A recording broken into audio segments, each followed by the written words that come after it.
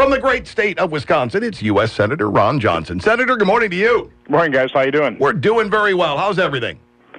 Just peachy. I'm in Washington, D.C. I'd rather be back in Wisconsin, but this is where my job is. And, Senator, there's a lot happening in Washington, and a lot will happen perhaps tomorrow or Friday from the U.S. Supreme Court. We'll certainly get a ruling by the end of the month, but could be the next 2 days, Thursday, Friday, on the King v. Burwell case. This is the subsidies for those states that did not set up a state exchange for Obamacare. Now, if the Supreme Court sides with the plaintiffs in this case, subsidies could stop going to those individuals in a handful of states. You have a plan to kind of bridge this until a full repeal can be done? Is that about right? Yeah, I mean, first of all, I certainly hope the Supreme Court rules as the law is written, and that means the plaintiff will win. And then you're going to be faced with a real problem here because of a sloppily written law that has been unlawfully implemented. So my plan is, let's prevent that turmoil, that chaos, and let's acknowledge it's going to take a while for us, really, for the insurance markets and for the system kind of reset itself from this disastrous law. And so I'm basically saying if you like your health care plan, you can keep it, even Obamacare, even your subsidies. The way I wrote my bill was through the end of August of 2017. I think there's been some discussion that let's let that insurance year play out. Maybe we'll extend that to the end of December of 2017. Basically what that does is that gives the system time to adjust. It'll allow us to have an election so the American people can be involved in the decision what direction our healthcare system ought to take. We're really, the first goal is to make sure that no additional Americans are harmed by this disastrous law. So we're trying to protect Americans. And then all I'm asking for cleaning up that mess, again, caused by a sloppily written and unlawfully implemented law, is I'm asking for a little freedom back for the American public. So I would get the IRS out of the business of finding and taxing people for not buying a product. We eliminate the individual mandate. Mm-hmm. Stop forcing Americans into part-time work. We eliminate the employer mandate. And let's stop artificially driving up the cost of health care so we eliminate all the mandated coverages. Guys, I really don't need maternity coverage. So we turn those decisions back over to the individuals in the states. And I think a number of the committees of jurisdiction are looking at my plan. It seems to be kind of the one that's gained definitely consensus here in the Senate. We have 31 co-sponsors. I think the committee's jurisdiction will add a little detail to it, maybe more refined or defined state opt-out with some block grants so that the states can actually afford to protect those individuals before we hold that election and then have the American people decide what direction should our healthcare system take. My hope, my guess is that they'll say let's return to more patient-centered care where patients are in charge of these decisions, not the federal government, not bureaucrats, not the independent payment advisory board, but let's put people back in charge. Let's preserve a little freedom in our healthcare system, and that's what will actually control costs and actually improve levels of quality and customer service. The free market. Senator, it appears that the administration isn't really doing anything but firing some broadsides at the court, but it doesn't appear that they're marshaling any wagons or getting anything ready in case this does not go their way. Well, it's a good thing they have people like me leading the way, the plan to clean up the mess that they're going to be creating.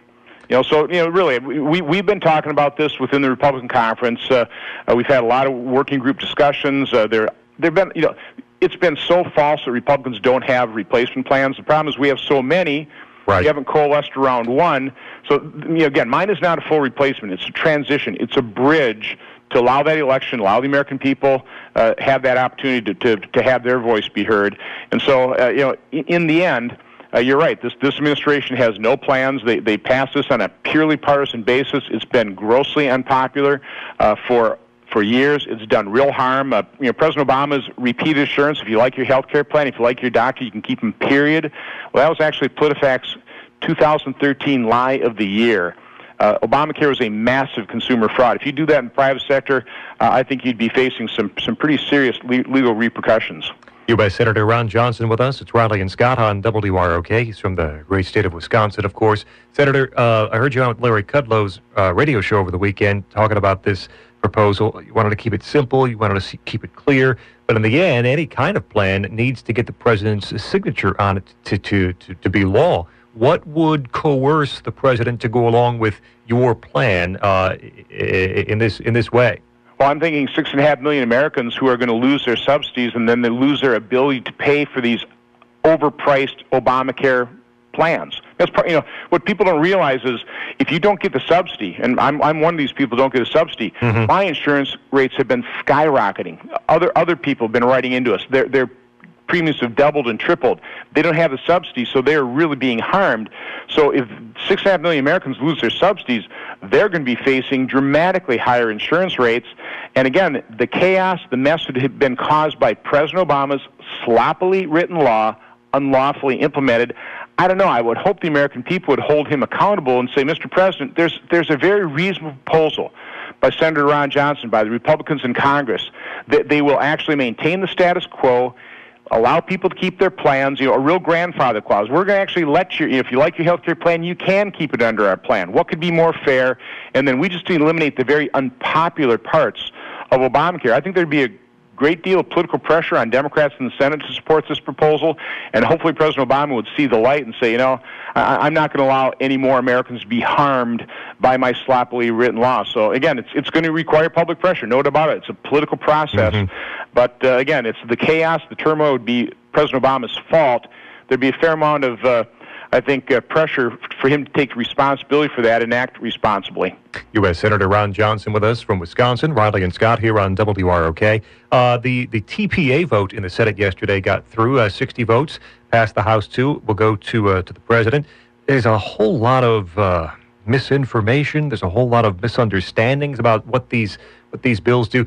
TPA passed. This is the authority for the president and lays out what you want to see in a trade bill. TPP, this Trans-Pacific Partnership, that comes later perhaps. That's the actual trade bill. Have you seen that bill? Have you made up your mind of that bill? I know it's still kind of being negotiated here. What happens next now? And then the TPA has been approved by both the House and the Senate. Yeah, I understand the general outlines of the actual trade deal, but I won't really take a look at it until it's completed. And it's appropriate that nobody else is really looking at the public because these are delicate negotiations. So all we're voting on right now is what I think is pretty common sense. You can't have 535 members of Congress negotiating a trade deal. Trust me, that wouldn't work. So we actually give the president the authority to negotiate the deal and then bring it before Congress and the American people, and then we'll have the ability to vote it up or down whether or not we think this is a good deal for American workers, Wisconsin workers, and the American economy. So it's a common sense proposal. There's demagoguery on both sides on this one, and that's kind of unfortunate because we can't afford to become a protectionist society.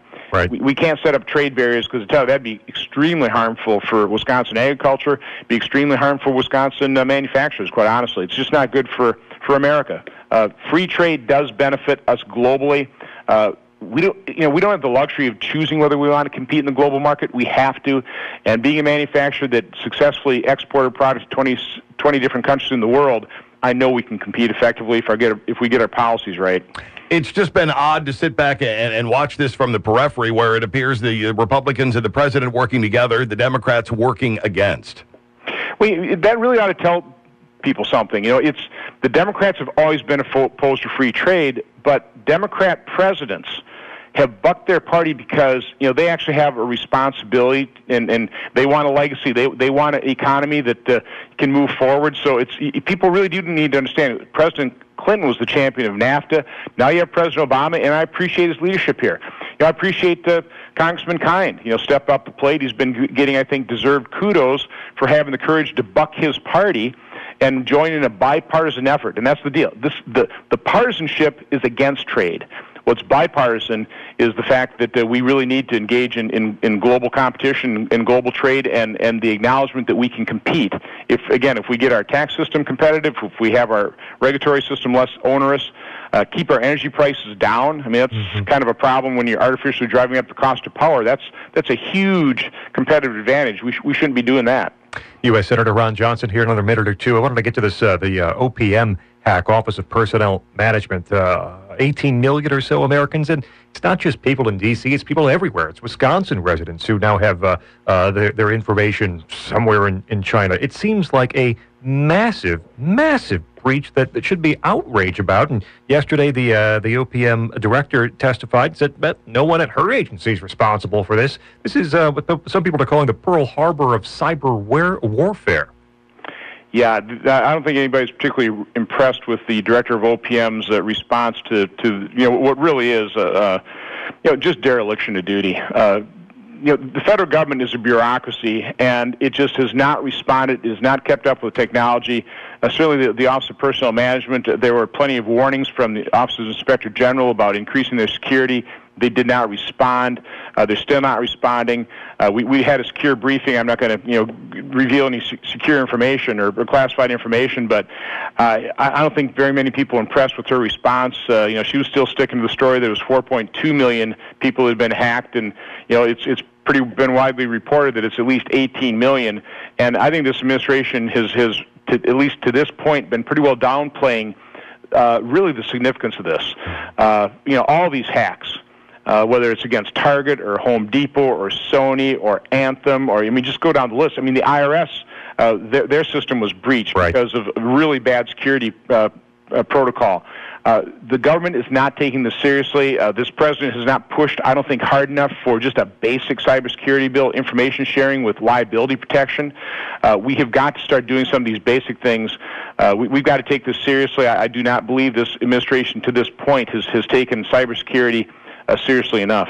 All right, now that we've gotten the peripheral stuff out of the way, let's get to the important stuff, the June Dairy Month Instagram photo contest. I'm glad you brought it up. So I'm hoping people, again, last year we did the same thing. We'll accept entries from Illinois. Again, I got to say it's going to be pretty hard to compete against the beautiful dairy cows in Wisconsin. Last year's picture was priceless. You had one dairy cow kissing another. It's just priceless. But you can go on to into Instagram and with hashtag Adventures in Dairyland and post your photo and who knows, maybe it's just an exceptional cow. But again, truth in advertising here. You got to post that you're Illinois, and I'm not going to say that's going to disqualify you, but but you're hinting at it rather strongly. Instagram photo contest. Tag it with Adventures in Dairyland, and you could win the Senator Ron Johnson June Dairy Month Instagram photo contest. We've got to get out and about. And your photo could be decorating our office for the next year. Outstanding. Senator, as always, we really appreciate you taking time out of your morning for us. Have a great day.